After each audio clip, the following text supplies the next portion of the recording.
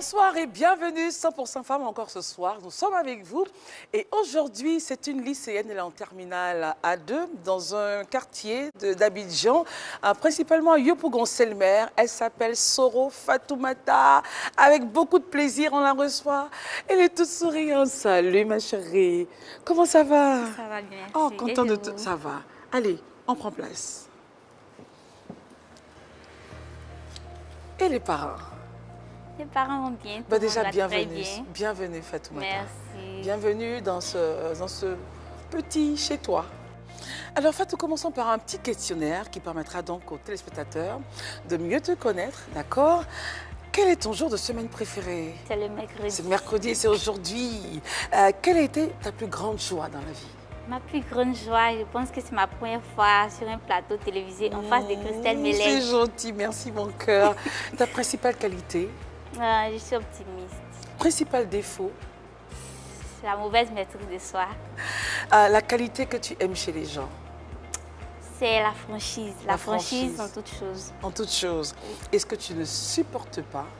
C'est l'hypocrisie. Je déteste l'hypocrisie. Ceux qui rient devant et font des choses derrière. Voilà, Le plat préféré? C'est le plat de chez moi, le cabato à la sauce d'art préparé à la manière de chez nous. D'accord. Et dans quel pays voudrais-tu vivre à part la Côte d'Ivoire? Le Brésil. Le Brésil. Oui. Artiste préféré? Zahira Darabit, connue sous le nom de Zao. Zao, ok. Et pour se détendre, qu'est-ce que Fatou fait?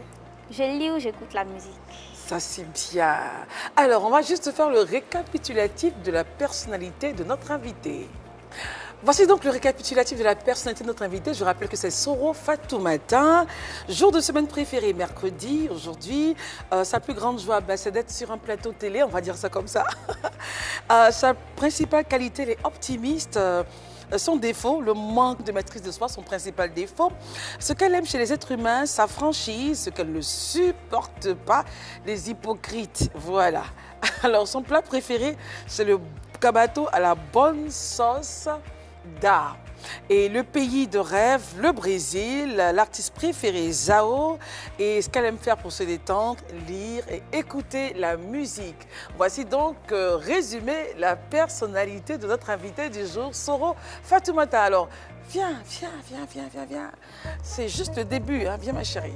Toi, t'es ma chérie. On va recevoir une dame. C'est la patronne de la rubrique beauté. Mode et beauté, elle dit waouh de cette émission.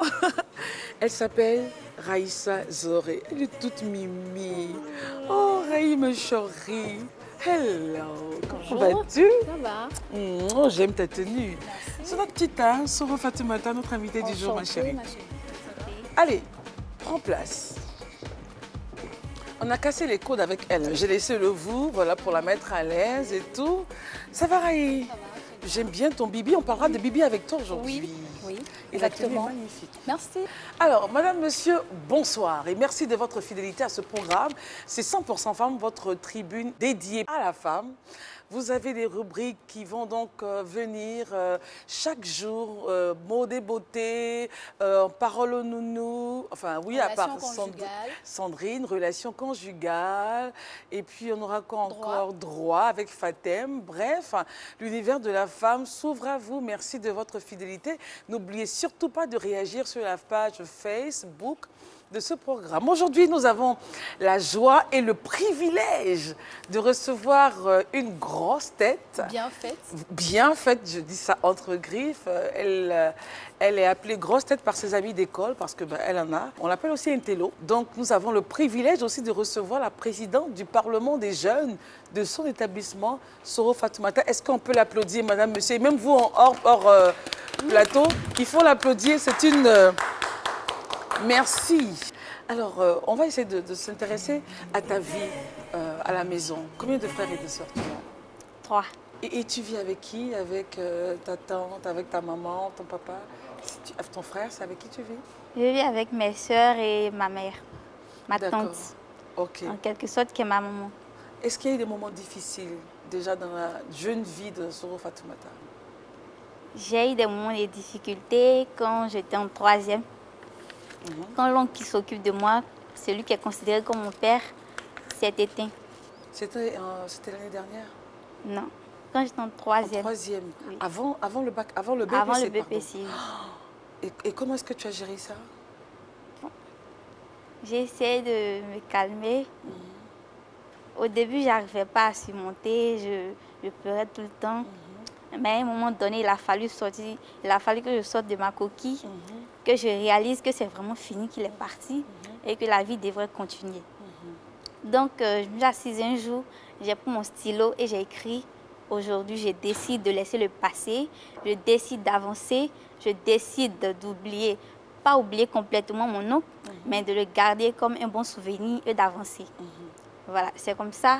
Et après avoir écrit cette phrase tous les matins, je me lève et je prenais la feuille pour la relire afin qu'elle reste toujours dans ma Gravée mémoire. dans la mémoire. Moi, je vais te tutoyer. Quelle est ta source de motivation? Ma source de motivation, c'est une grande dame.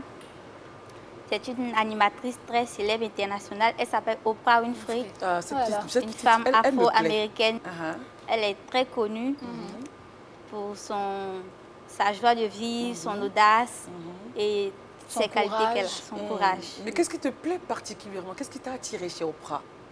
C'est son courage et sa détermination, Oui. sa volonté. Oprah, c'est quelqu'un qui est beaucoup déterminé et dans la vie, on ne peut rien réaliser sans la détermination ni la volonté. Voilà.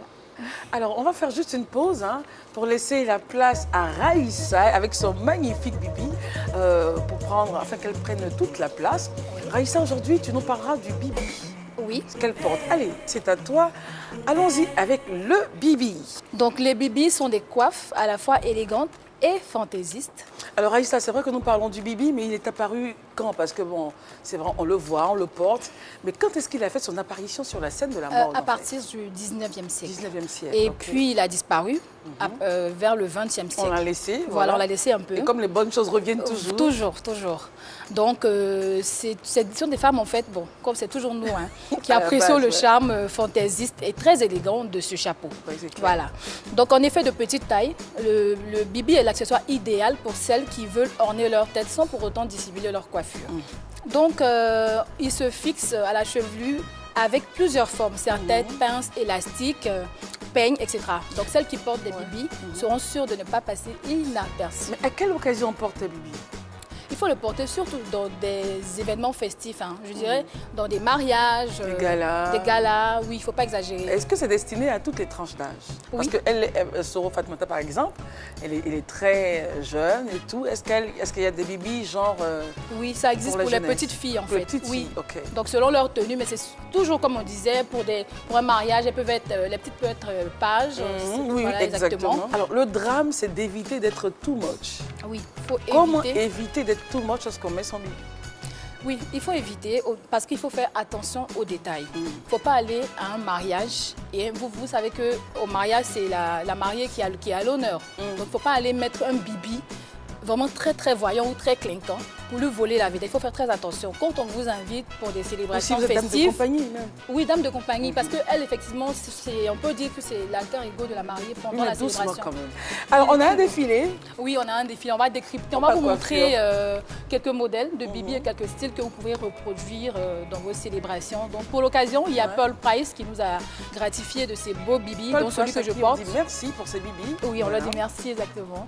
Donc je vous présente Aïcha, Oui, ça, c'est le bibi de la mariée, par exemple. oui, le bibi de la mariée. Donc vous voyez que c'est très sobre, donc sans trop de petits chichis, avec accessoirisé avec les perles et les boucles d'oreilles. Mais si on n'est pas une mariée, est-ce qu'on peut se permettre de mettre un bibi blanc?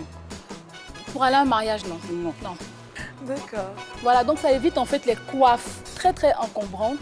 Voilà, ça fait vraiment, ça reste juste dans la classe, ça fait l'élégance, chic, chic, soft, glamour. Et très épuré. Oui, très épuré surtout. Ok. Donc C'est magnifique. je vais accueillir Avec tout à le l'heure collier. Kadi, Merci qui est le Aïcha. deuxième modèle. Oh, Kadi, elle me fatigue avec sa tenue noire et son bibi rouge. Rouge, avec les boucles d'oreilles également assorties. Exactement. Donc Alors, là, ça- si vous allez à un mariage, vous pouvez vous permettre quand même un bibi noir, pardon, Ouais. un bibi rouge. Voilà, vous ne voulez pas la vedette à la mariée. Et puis ça passe, ça fait classe. Sans Mais alors, trop, l'exemple, enfin, l'espèce de voile qui est sur le bibi, normalement, doit couvrir un peu le visage. Oui, Normalement. un Comme le tout tien. petit peu. Oui, ça dépend. Parce Ça que si je ne dépend. voulais pas le mettre sur le visage, j'allais avoir une façon de la porter. Donne-moi ce petit bibi là. Il est magnifique, non? Oui, lui, il est magnifique. C'est un chapeau, un petit chapeau, un bibi. Oui. Regardez, Il est mignon. mon bibi, tout petit. Et ça, les petites filles peuvent porter. Ça, les petites filles, Oui, par elles exemple, peuvent porter, oui. Ok, un bon chignon. Voilà, un bon petit chignon. Sinon, à la fin de la cérémonie, si c'est une petite fille comme les petites filles que je connais, à la fin, elle a déjà enlevé tout. En tout cas, merci beaucoup les filles. Merci les filles. Merci, Merci les à filles. Pearl Price. Merci beaucoup, exactement. Alors, on continue à parler avec toi. Est-ce que ça te dit de, si tu as les cheveux après la terminale, évidemment, de mettre des bibis pour aller, pourquoi pas, à des cérémonies? Oui, oui. À la cérémonie du Parlement, par exemple. Alors, Fatou, pourquoi une série littéraire? La première raison, c'est que je suis très faible en maths. Les Combien comme ça? mathématiques. Quelles sont tes notes en maths? 2, 3? Si c'est... Mais en même temps, toujours une bonne, enfin, une moyenne. Bon, quand c'est 6, c'est vrai que 6 sur 20, c'est craignant. Très peu. Ça, c'est très peu. Ça 6 le fait sur pas, 10, oui. encore, on peut applaudir. Oui. Mais 6 sur 20, c'est bizarre. Mais avec 6 sur 20, elle a réussi quand même à avoir de belles notes. Et elle a tellement bien travaillé en littérature qu'on l'a envoyée, elle a participé donc à l'activité de l'ambassade des États-Unis qui est dénommée La parole aux ados et à d'autres concours. Comment ça s'est passé? Pour commencer, j'étais en classe un jour et mon professeur de français, d'ailleurs, je lui fais un coucou au passage, M. Niagne Ecclésiaste. Il est venu, il m'a dit... En Soro, terminale ou en première? non, en seconde. J'ai commencé la parole aux ados en seconde. Il est venu, il m'a dit, bon, tu es très bien, j'aime ta manière de parler, tu n'as pas peur du public. Je voudrais que tu participes à une activité de l'ambassade. Et dit, je peux faire ça? Il dit, oui, tu peux faire l'affaire. Oui. Quelle est ta stratégie pour pouvoir bosser? Est-ce que toi, tu écoutes, tu retiens dès que le professeur finit de parler, ou tu prends les notes à côté dans un petit cahier, et puis arrivé à la maison, tu es relax, et puis tu fais juste une petite lecture, et puis ça passe, ou tu es obligé de bosser dur comme certains? Je laisse mon côté bavard de côté et puis je me concentre pour retenir le maximum. Comme ça, arrivé à la maison, je revise au plus 2 heures. 2 heures de temps. S'il y a des exercices à faire, je les fais. Tous les cours de la journée? Hein? Tous les cours de la 2 heures de temps. journée. Oui. Si j'ai trop pris 2 heures, je revise de 18h à 20h comme ça. Et puis j'ai fini. Si je dois faire les exercices, je fais les exercices d'application. Sinon, les cours, je fais mon Jusqu'à possible. quelle heure comme ça les exercices? Les exercices, 21h, 22h. Et je vais me coucher. J'étudie aussi parfois dans la journée. Parce que dans mon école, les cours s'arrêtent au plus à 14h30. Ah, d'accord. Voilà. Même Donc pour on la nous laisse, terminale? oui, on nous laisse l'après-midi, 7h, 14h30. Pas de creuse, donc on nous laisse le temps de bosser les après-midi. Ça, c'est très bien. Voilà. Ok. Et la classe de 3e, Raïssa, elle a eu son bac la première fois. Oui. Mais elle a dû BPC, le le BPC, Le pardon. BPC, oui. Elle a dû reprendre, alors le qu'elle a eu test son bac. d'orientation, oui. Bien sûr, elle a dû reprendre par souci financier. Voilà. Comment on se sent? J'ai bien travaillé, j'ai eu mon examen, mais je dois reprendre. Comment est-ce que tu t'es sentie? Je me disais que j'étais très nulle. Waouh! Parce que voir des personnes même qui n'avaient pas le BPC, qui étaient en seconde, C'était frustrant. qui me regardaient même d'un air, qui n'osaient plus me saluer juste parce que j'ai repris la 3e. Et elles sont en seconde. Donc pour moi, c'était très dur. Et je sens que, oh là là, Oui. elle est touchée quand elle en parle. D'accord. Alors, est-ce que tu fais la cuisine à la maison? Oui. Le kabato? Oui, on fait le cabato à la maison. Est-ce que tu prépares? Oui, je sais préparer. Parce Parce que ma tante, elle est très rigoureuse quant à la cuisine. D'accord, ok. Ben, nous, on t'invite à regarder cette petite recette. Alors, on va voir comment on fait les œufs pochés. Ça t'intéresse? Oui, Bon, pourquoi pas. regarde, madame, monsieur, voici la recette des œufs pochés. Regardez.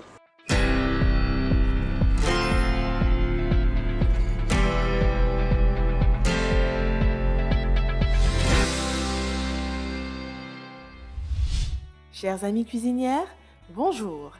Aujourd'hui, nous vous donnons une astuce pour réaliser des œufs pochés très facilement. Pour ce faire, il vous faut un bol, un sachet, 3 œufs, du sel et du poivre pour l'assaisonnement. Ouvrez le sachet et placez-le dans le bol.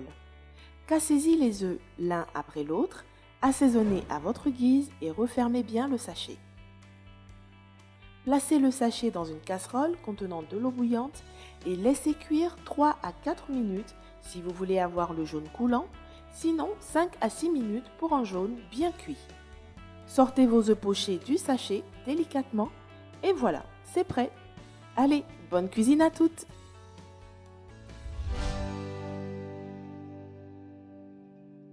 Voilà les œufs pochés que nous avons sur ce plateau. Tu as vu un peu comment on fait les œufs pochés? Oui. On les met dans un sachet, on fait bouillir, On les assaisonne. assaisonne. Ils ont mis juste du sel, Oui, du du poivre. poivre. Et comme on l'a ici, fais comme chez toi, hein. Prends une fourchette, draille. Oui. Et puis on va goûter. J'avais envie de goûter même depuis l'élément vidéo. Alors on va voir. Est-ce que Fatou, tu es une grande mangeuse?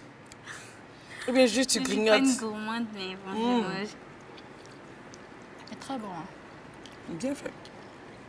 Commencez à faire crac, crac, crac. Bon, permettez.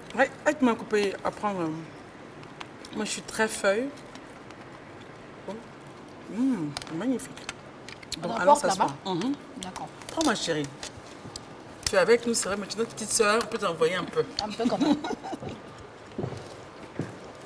Voilà. Est-ce qu'à la maison, tu as le temps de faire tout ça avant de partir à l'école? Non, je fais un peu de ménage, la vaisselle, avant d'aller à l'école, mais au retour, comme les cours s'arrêtent à 14h30. Et vous savez quoi, à quelle heure? J'ai le temps. 7h30. 7h30. Il n'y a pas de récréation? Si. À Une 10h. récréation de 15 minutes. Certains t'appellent, enfin, les professeurs t'appellent l'intello, la tête pleine, pourquoi? Oui, mon professeur de français de cette année m'a appelé la bibliothèque parce qu'à chaque fois qu'on fait un sujet de dissertation, tout le monde est pressé de donner un argument, mais personne ne peut donner une œuvre qui illustre l'argument. Donc à chaque fois qu'il pose la question de savoir quelle œuvre peut illustrer cet argument, j'étais la seule pratiquement à lever le doigt. Donc finalement, quand il veut m'interroger, il dit « Oui, ma bibliothèque ». Et tout le monde se mettait à rire. C'est comme ça que c'est resté sur la bibliothèque. Et ça se passe bien la collaboration avec les professeurs? Oui, très bien. Voilà, parlons de la maison maintenant. C'était quelque chose de dur, la perte de papa. Oui, très bien. C'est vrai que tu as pris des décisions et tout, mais quand c'est tombé la première fois, la nouvelle, est-ce que tu t'es dit, mon Dieu, est-ce que je vais m'en sortir? Oui. Je me suis demandé comment j'allais faire et comment est-ce que j'allais continuer mes études, puisque c'est lui qui finançait tout. Donc, Ça va c'est aller. ça. Ça va aller, ma chérie, tout va bien. Et aujourd'hui, la tante a pris le relais. Oui. Est-ce que tu as quelque chose à lui dire? Parce que je sais que tu l'aimes beaucoup. Elle, c'est ta maman aujourd'hui. Oui.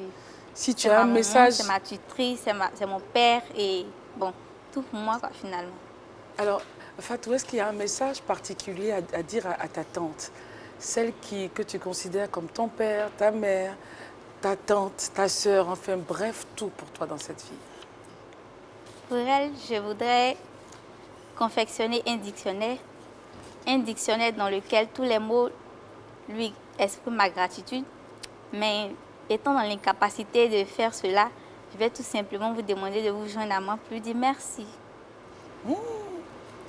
Aïe, non, c'est trop intelligent comme tu as une fille qui connaît papier, quoi. Vraiment. C'est trop bien. Parlons maintenant du Parlement des jeunes, dont tu es la présidente. Raconte-moi un peu l'histoire. Oui. Parlant du Parlement, je voudrais faire un coucou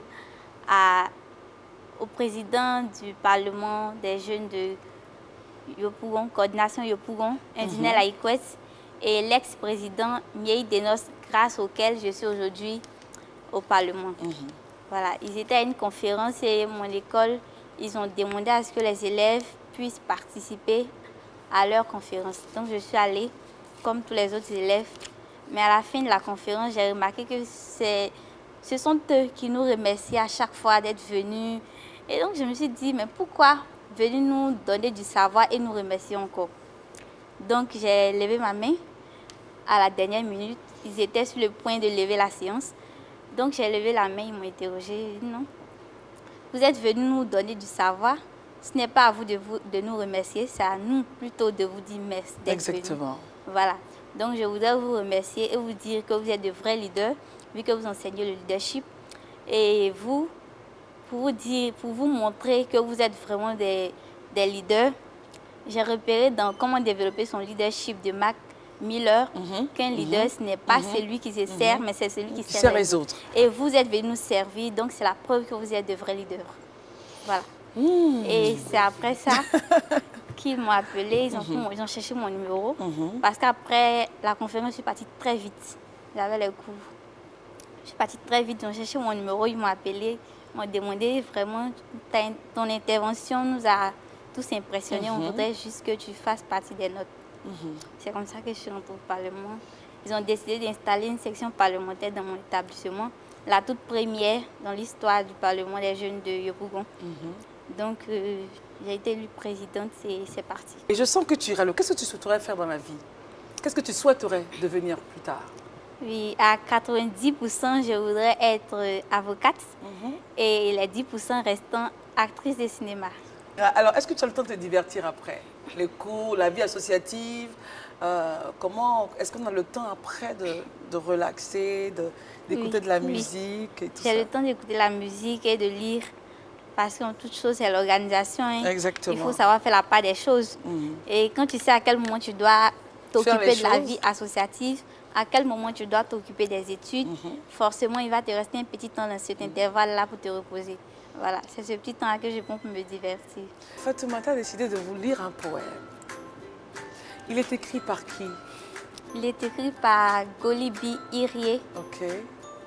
C'est un poème qu'on a fait dans un sujet de commentaires, mais le poème m'a tellement plu que j'ai décidé de l'apprendre par cœur. D'accord. Alors, dans l'instant de l'invité, elle décide de vous dire son poème qui parle de l'Afrique, très africaine dans l'âme. Oui. Allons-y, on t'écoute. Je suis fatiguée de voir mon destin dilué quand ils se veulent jumeaux de leur destin. Je suis fatiguée de les voir tromper mon ciel. Je suis fatiguée de les voir enceinter mes étoiles de leur feu pour calciner nos danses et nos chants sur les terres vouées à nos innocences. Je voudrais leur dire que la jachère de ma cécité féconde le lointain d'Afrique que demain appelle pour s'asseoir sur le coteau de la loyauté. Aïe, Afrique! Afrique dont le visage s'évanouit au nombril des nations. C'est toi mon nom répudié. C'est toi mon sang ingurgité. C'est toi mon semblable aliéné.